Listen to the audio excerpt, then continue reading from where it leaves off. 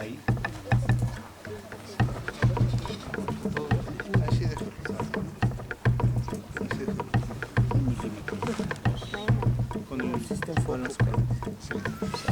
Dice alto y aquí dice siga. ¿Qué hacemos? ¿Listo? ¿Lista cámara? ¿Corre sonido? ¡Silencio! Corre. 7-1, toma 1. Cámaras. Todavía no baja las manos. Acción. Nesnokineshe accionarin boisiwench mahingo guanos cualinjaranere. Yo en el corones tía. Otra vez. ¿Corre sonido? Corriendo sonido. ¿Corre cámara? Corre. 2, 3, 1, pizarra común. Corre. Perros, humo. Acción. Mamunder un huesqui. Manu majingón tembunan. Copel. Maniner jalaski andina no. Huancawak. Mamender un huesqui. Nanu majingón. Tembunan. Manu jalaski. Nanir nira senerendira. Mira shaka nanu ma pintani. Askurati tawa kuchar tataketuana pucha.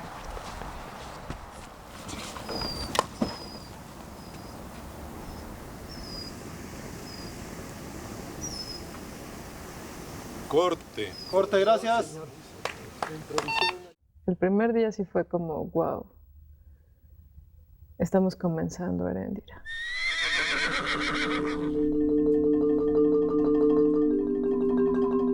Surgió cuando estaba haciendo un documental sobre Juan O'Gorman para la UNAM y me fui a filmar a Pátzcuaro, a la biblioteca Gertrudis Bocanegra. Y vi el gran mural de O'Gorman y lo que más me llamó la atención fue una joven indígena sobre un caballo blanco enfrentando a los conquistadores españoles. Dije, hay cosa más maravillosa. Entonces este personaje me llamó mucho la atención. Me puse a investigar y encontré que la única referencia a este personaje parece surgir de la tradición oral. Un investigador del siglo XIX recopila esta historia, la publica, claro, en un formato muy romántico, ¿no? Una leyenda muy interesante que ha circulado aquí por todo Michoacán y fuera del estado. Se trata de Heréndira. Heréndira, esa mujer bella que nosotros sabemos que es el encanto del lago de Sirahuén. Y se dice que murió en el lago de Pátzcuaro y aún vive ahí, entonces supuestamente se les aparece a los pescadores. Cuando yo iba a ver a mi abuelita y decía, te vienes el jueves, hijito, para que veas cómo lava la ropa la hija del rey.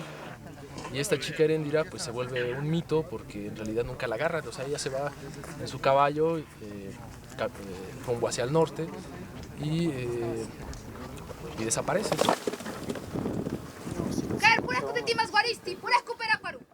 Al confrontar esta leyenda con los textos históricos del siglo XVI, que es la relación de Michoacán, me di cuenta que todo coincidía como dos piezas de rompecabezas, ¿no? Entonces fue de ahí donde surgió la idea de hacer una película. Me pareció como un tema muy atractivo porque es una mujer, porque es una indígena, y para el hecho de convertirse en una mujer guerrera tendría que haber enfrentado no solamente la cuestión de la invasión de los europeos, sino también las propias condiciones de su cultura, ¿no? En donde el papel de la mujer, el papel del hombre estaban claramente definidos y prácticamente una mujer no se metía en asuntos de hombres, no iba a la guerra. Entonces allí fue muy interesante decir, bueno, si esto fue posible aceptarlo aún a nivel de leyenda, yo creo que pues tenemos una heroína en muchos sentidos, ¿no? No solamente porque defiende a su gente, sino también porque logra en ese momento, en el siglo XVI, una igualdad de género.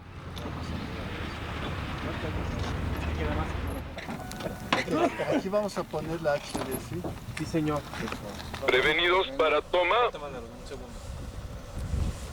Corriendo, señor. Ok. entrar.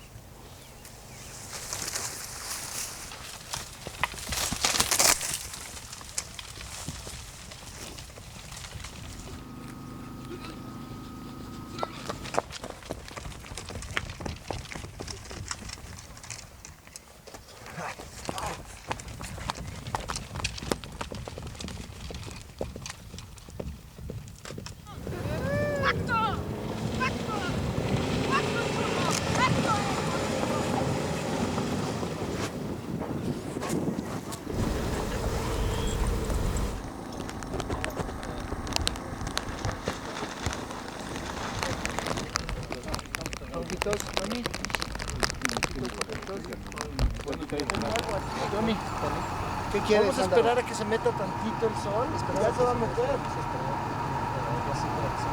Ya se está metiendo, aguanta un segundito.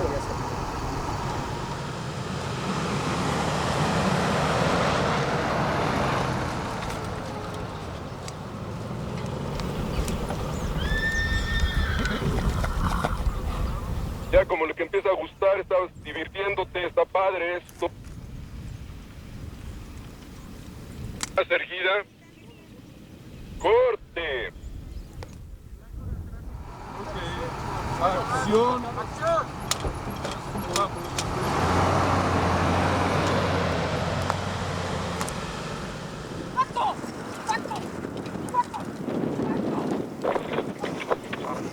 Te caes del caballo. Te caes. Te caes.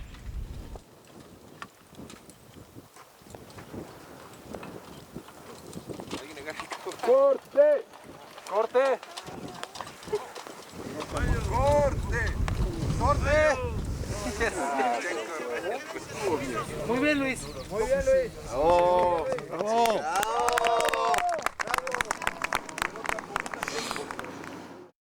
Recurrí a usar las imágenes de la relación de Michoacán. La relación de Michoacán es un códice escrito en el siglo XVI que narra la historia de Michoacán de antes de la conquista y de la conquista. Y está ampliamente ilustrada. Estos dibujos son realmente maravillosos en dos sentidos. Por un lado, me daban mucha información de cómo se veía ese mundo. O sea, por ejemplo, que los guerreros usaban maquillajes de colores, maquillajes corporales, el tipo de armas, los vestuarios. Y por otro lado, el hecho que era una aproximación gráfica. Entonces, en la película incluyo muchos elementos gráficos. Empiezo y termino con elementos de animación que crean la convención de que esta película va a haber elementos visuales, dibujos, ¿no? Después se meten como transiciones, pedazos del códice con elementos de animación también. Y dentro del mismo rodaje metemos también elementos gráficos, o sea, unos grandes dibujos puestos en el set para recordarle al espectador que lo que está viendo es quizá la lectura de un códice, pues elementos gráficos, elementos reales, ¿no? Eso también permite hacer un nivel de estilización distinto al del cine realista. ¿Cómo muestro a los españoles como seres extraordinarios? Si estoy viendo desde el punto de vista indígena, ellos vieron llegar estos seres raros, ¿no? Dicen guerreros que descienden del cielo en cajas voladoras, algo así como extraterrestres bajando en platillos voladores, ¿no? Bueno, hoy en día vemos un español a caballo con su armadura y es algo muy común, ¿no? O sea, no nos parece nada extraordinario. Pues una manera de encontrar cómo mostrar de manera extraordinaria la descubrí yendo a una comunidad purépecha en Michoacán y vi danzas que representaban a los españoles de la época de la conquista. Como en estas danzas, pues estos personajes vestidos con un vestuario como de chinelos y con máscaras, unas máscaras de madera. Y dije, pues aquí está la visión indígena del español, vamos a utilizarla en la película.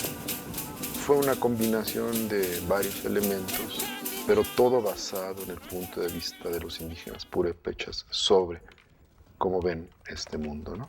Y el mundo extraño es el mundo que viene de Europa, ¿no? Entonces, por eso en la película hay este juego por ejemplo, con la máscara, ¿no? Al principio los indígenas ven a los españoles como seres enmascarados, seres sobrenaturales. Y a medida que se van relacionando con ellos a través de la guerra o a través de verlos, se van dando cuenta que son seres humanos iguales que nosotros, ¿no? Entonces las máscaras en un momento desaparecen.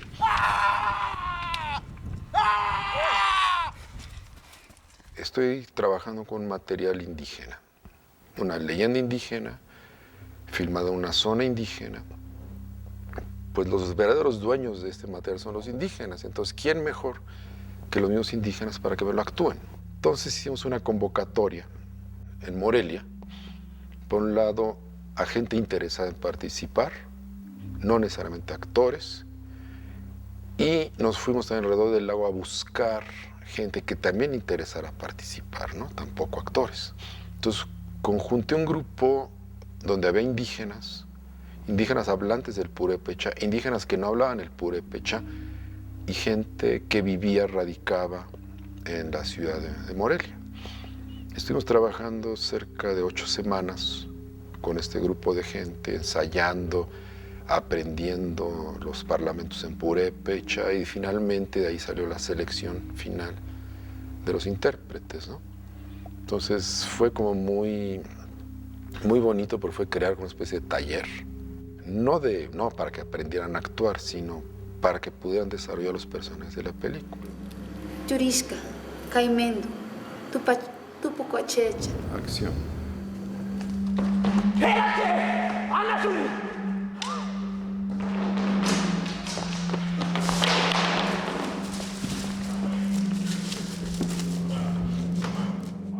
Y fue tanta la compenetración, la seriedad, el profesionalismo de esta gente que, pues, yo creo que devinieron verdaderos actores, ¿no?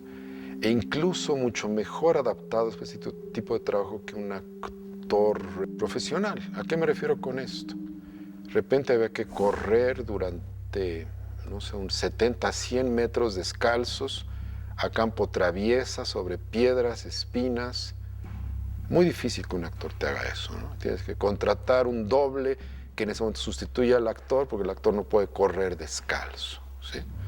Estos sí lo sabían hacer, lo podían hacer. Estaban familiarizados con el ambiente, con el lugar. Y por otro lado tenían el gran orgullo de estar haciendo una película sobre sus tradiciones.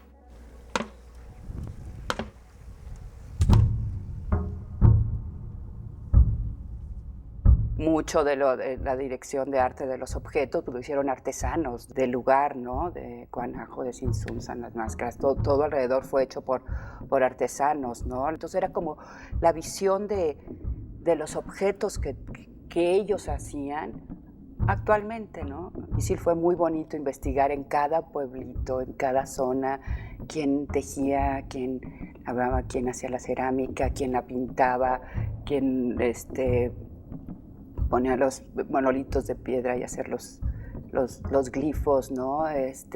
Toda esa parte es muy bonita y fue una película artesanal. De alguna manera el trabajo de maquillaje fue similar a lo que hicimos en Retorno a Aztlán. Es decir, un maquillaje que se resolviera con tierras, que diera esta textura del impacto del polvo, el uso del color lo más cercano posible a lo que probablemente fue el uso en el medio prehispánico, pues el uso de color adecuado según el proyecto. En Retorno a Aztlán, bueno, estábamos en la meseta, era el mundo náhuatl. Aquí se trataba del mundo purépecha. Por ejemplo, el negro era producto del proceso de ahumarse de los cuerpos. Entonces aquí lo resolvimos con otro material para dar esa sensación, y esto era para prepararse para la guerra. También aparecen personajes con distintos colores en los códices, ¿no? Rosas azules, amarillos, rojos. Y también me sirvió para entender el paso de Heréndira de ser una mujer, cuyo rol era casarse, tener hijos, hacer mantas y cocinar comidas, a convertirse en mujer guerrera, ¿no? De repente le doy los atributos del guerrero, la tiño de negro, le pusimos una hermosísima franja roja en el rostro para caracterizarla, para diferenciarla de los demás. Le pongo su besote, que era un elemento de perforación que se ponía debajo del labio, ¿no? Que solamente usaban los grandes guerreros. Y de esa manera también sucede algo muy, muy padre, se transforma el personaje.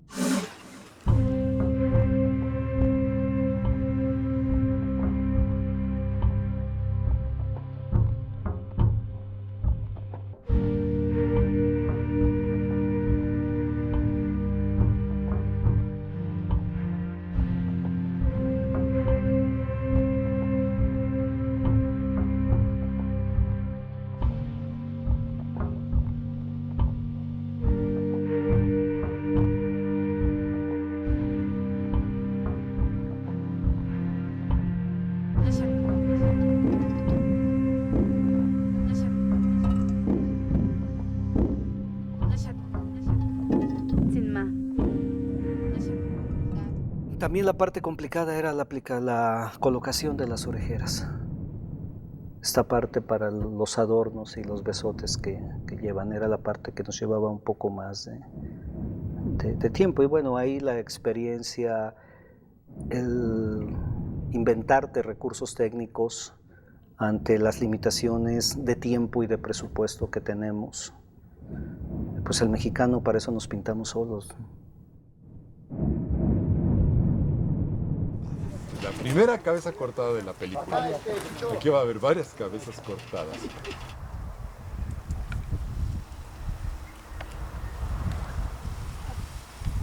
¡Nanuma! ¡Ay, detente! A ver, sostenga ahí la cabeza.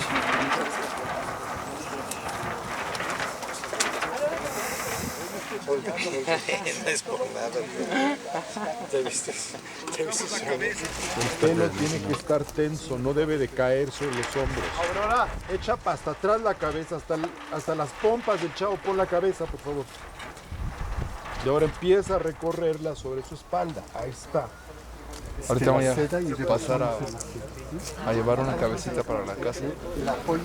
Espero que te la prueben. Cámara lenta, el golpe, quiero verlo. Sale volando la cabeza.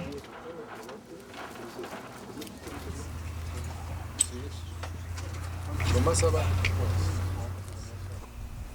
¡Acción! ¡Abajo!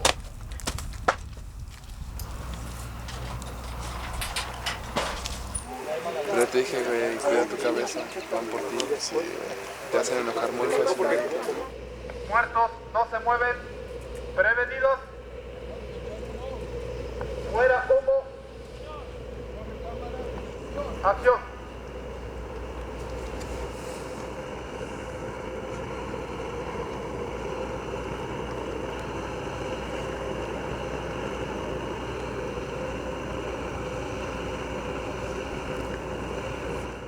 Aunque digan que estoy haciendo video, esto no es video, esto es cine digital. Hacerla bajo el formato convencional, 35 milímetros, elevaba el costo prácticamente unas 10 veces. Como tenemos facilidad de tener acceso a equipo digital, una cámara de alta definición y 2 cámaras de mini DV, con posibilidad de ampliar a alta definición, pues decidimos seguir esa ruta. Fue muy interesante porque Tony Kun no le gustaba la imagen digital. Tony, ¿tienes más luz, más altura? Ya es todo. Y yo creo que fue maravilloso trabajar con un fotógrafo que no le gustaba la imagen digital, por entonces la cuidó muchísimo. Entonces tú ves la película y no le pide nada a una película en 35, ¿no? A mí me interesa lo que pasa del lente para adelante. A mí me interesa lo que pasa del lente para acá. ¿Verdad? Do you agree or do you disagree? Una de las cosas que también el digital me daba era la posibilidad de integrar todo tipo de imágenes generadas digitalmente a la película, ¿no? O sea, trabajar con elementos, como decía, de animación, elementos de gráfica, procesar la imagen de manera como se procesa la gráfica digital y tener al final de cuentas un resultado visualmente mucho más rico, ¿no? Entonces quería hacer una entrada donde se vieran los murales, donde se vieran todos los murales, pues como así que quizá no en su esplendor, pero el mismo video, que la misma escena fuera un mural en sí, ¿no? O sea, que no perdiera esa concepción o ese estilo plástico, ¿no? Del todo. O sea, no quería el fotorrealismo total, ¿no? Así no quería la iluminación global, ¿no? Sino quería que se siguiera viendo como una pintura, ¿no? Que se siguiera viendo como un artificio. Yo es la primera vez que trabajé en escalas grandes, ¿no? En HD, y sí fue titánico, ¿no? No sé cuántos meses se tardó nada más para una pista de 1000 cuadros, ¿no? 2 meses, una cosa así. Cuando empezamos a renderear en HD, pues entonces ya los errores se magnifican y las texturas ya no sirven, entonces tuvimos que trabajar con texturas gigantes, ¿no? De 3000, 4000 píxeles. Y descubrí que el digital era sumamente complicado, difícil, pero que si uno observaba todos estos parámetros puede obtener una imagen muy, muy decorosa, ¿no?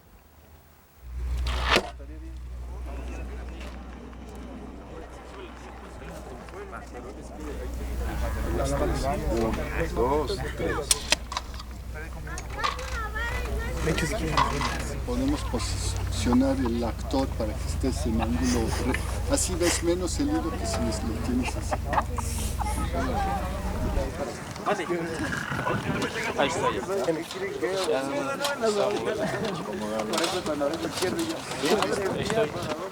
¡Acción!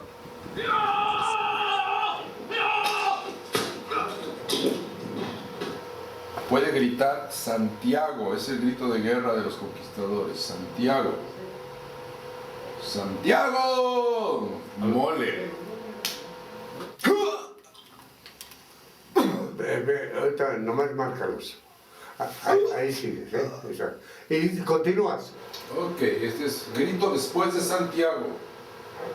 Ok, viene. ¿Listos? ¿La corremos?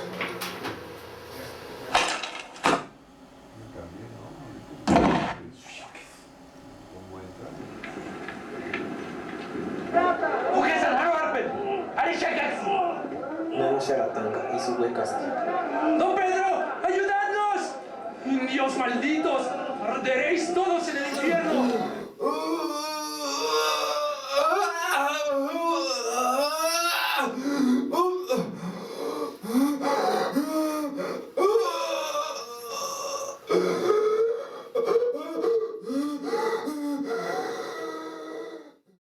Más el concepto fue eso, fue como crear un mundo irreal por la leyenda, darle un tema a Heréndira, que es muy claro en la película, y tema y variaciones.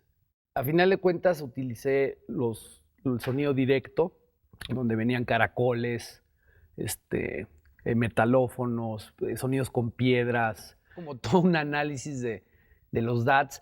Y las voces, los diálogos, entonces yo estuve fácil, como un mes sacando material de los DATs y numerándolo y poniéndole nombre, pues para tener como mi paleta esta famosa que yo le digo, para empezar a componer. La idea de estilizar hacia la imagen operística me sirvió mucho también para reducir el número de personas que participaban y para integrar la voz y todos los sonidos que se utilizan en la película como un todo armónico. ¿Qué quiero decir con eso? Digo, el sonido no es naturalista. Las voces siempre están sostenidas por el resto del sonido. ¡Ala!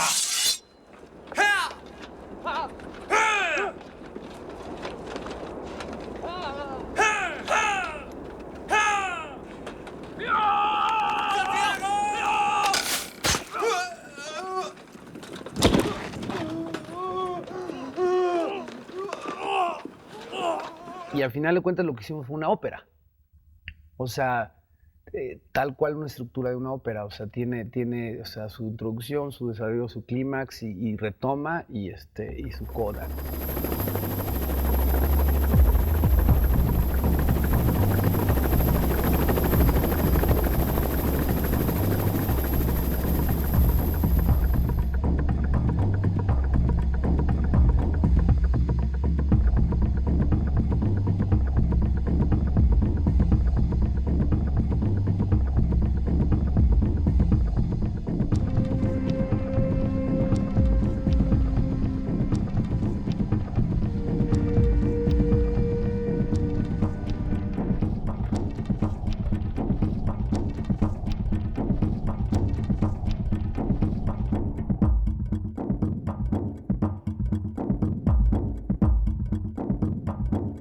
Heréndira, yo siento que es muy cercano a la tierra, muy cercano a nosotros, ¿no? No es ninguna supermujer, ¿no? Es una persona como tú, como yo, que descubre su verdadera naturaleza interior, ¿no? Yo creo que para realizarte como ser humano necesitas forzosamente saber de dónde vienes. Y algo que a nosotros los mexicanos nos puede dar valor como pueblo, como cultura, es precisamente la riqueza de nuestra cultura prehispánica que compartimos con los pueblos latinoamericanos. Pues la película es distinta desde el tema. Creo que en nuestro país no tenemos ese valor o revaloramiento por los temas prehispánicos, y desde ahí se convierte en un tema difícil, porque no es un tema comercial, no es un tema que va a vender. Que son películas que no se hacen con dinero, sino con amor y conocimiento, ¿no? Porque bueno, pues hay otras que supongo que aparte que son otras visiones, pues tienen otros presupuestos, y esta tiene un gran amor con otro presupuesto. Y creo que eso es algo bien especial, ¿no? El hecho de haber filmado en cine digital una película sobre el mundo prehispánico, ¿no? Son como dos mundos encontrados en el imaginario simbólico de Juan Morán. Yo no creo que los mexicanos tengamos por qué hacer cine como hacen los norteamericanos, o como hacen los chinos de Hong Kong, o como hacen los rusos, o como hacen los polacos. Yo pienso que el cine es una expresión, a final de cuentas, cultural de una nación. Y que lo mejor es echar mano a lo que tenemos aquí, ¿no? Esperemos que les guste esta producción y todo para que salga adelante.